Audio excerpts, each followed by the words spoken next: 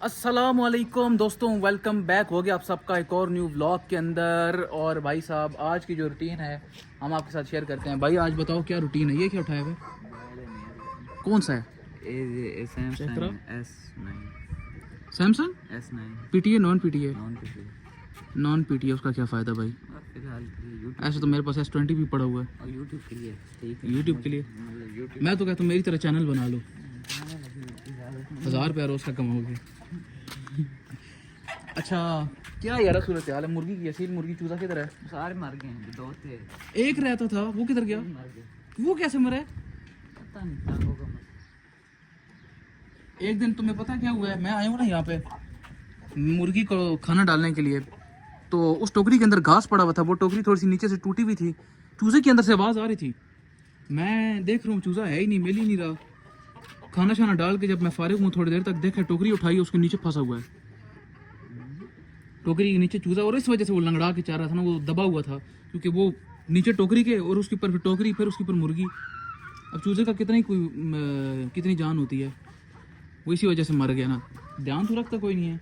मैं ये ठीक लगा, तो ये मुर्गी इतनी भारी है यार, 2.5 किलो का वजन है, वो देखने में हल्की सी लगती है, नहीं किसी बड़ा हैरत की बात है, अभी मुर्गी ने भी उसकी केयर ही कोई नहीं की। हमारी ये जो सील मुर्गी थी किधर है, कौन सी वाली थी? ये ये वाली, ये तो ये मैं आपको तो वजन ही कोई नहीं यार हल्की थी, लेकिन 7 चूजे इसने माशाल्लाह से निकाले और फिर उनको इसने केयर भी की है। ये तो अभी पहली बार यार फर्स्ट टाइम जब ये कुड़क हुई थी, तो ये फर्स्ट टाइम के तो जिसके पास थी उसके पास तो होती रही होगी। नहीं यार ये तो उल्टे हल्की है। इसको अब कुड़क इसको बिठाएंगे, सारे अंडे शंडे जमा करके ना इसको कुड़क बिठाएंगे। अभी अंडे देना शुरू हुई है, अभी कल इसने अंडा दिए थे ना, कल परसों तो ये कुड़क में बैठी थी। हाँ कुड़क बैठी थी, अभी ये दोबारा बैठेगी, अभी ये अंडे पूरे हो जाए इसके। तो ये कब मरा चूजा तेरा?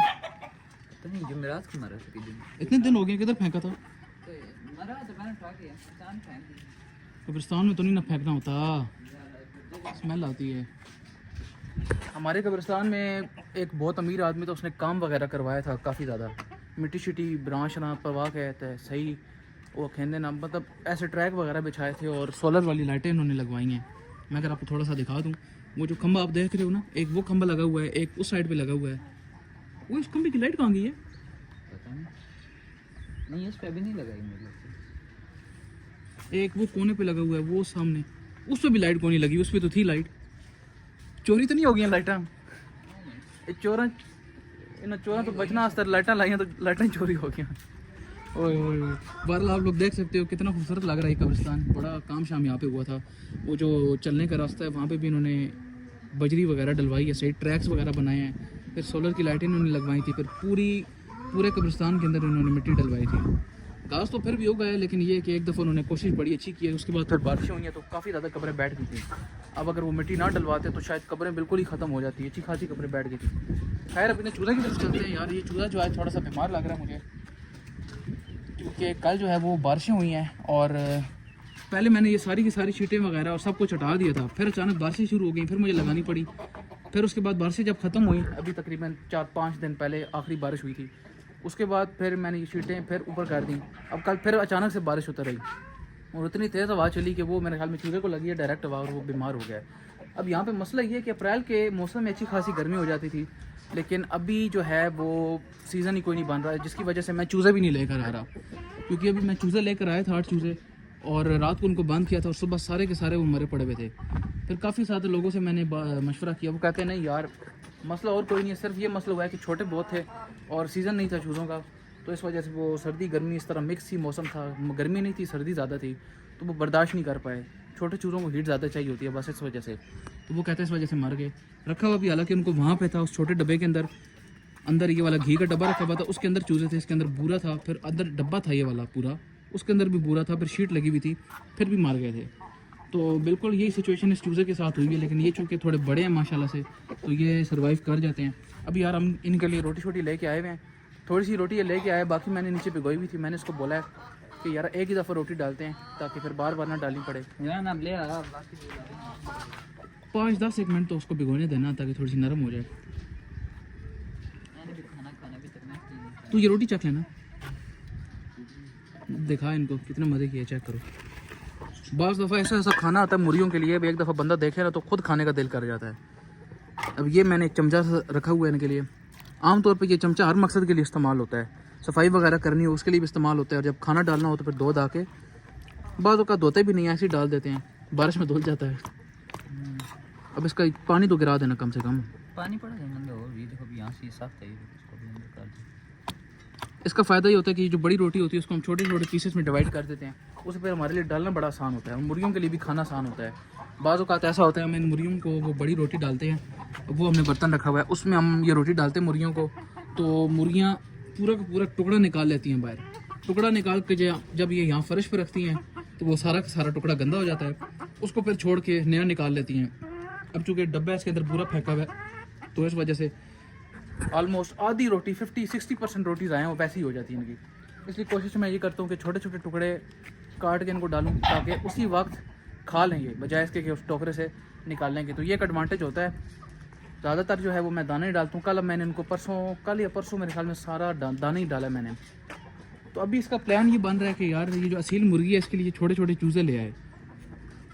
ऐसे ही है, चूज़ों को तो मारेगी फिर ये मारेगी तो लेदर रख लेंगे, बर्ड है भी पड़ेंगे।